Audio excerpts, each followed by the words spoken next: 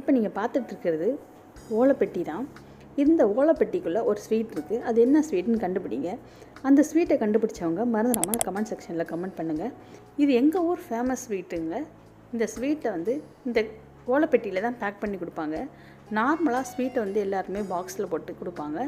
ஆனால் இங்கே மட்டும்தான் இந்த ஓலைப்பெட்டியில் கொடுப்பாங்க. அந்த ஸ்வீட்டை நீங்கள் சாப்பிடும்போது இந்த ஓலைப்பெட்டியோட அந்த ஓலையோட ஸ்மெல்லும் சேர்ந்து நமக்கு சூப்பரான ஒரு ஃப்ளேவர் கொடுக்கும். அப்படிப்பட்ட ஸ்வீட் என்னன்னு பார்ப்போமா? ரொம்ப இன்ட்ரெஸ்டிங்காக இருக்கா? நானும் தான் ரொம்ப இன்ட்ரெஸ்டாக இருக்கேன். இதை ஓப்பன் பண்ணி பார்ப்போம். கருப்பட்டி மிட்டாய், சீனி மிட்டாய்.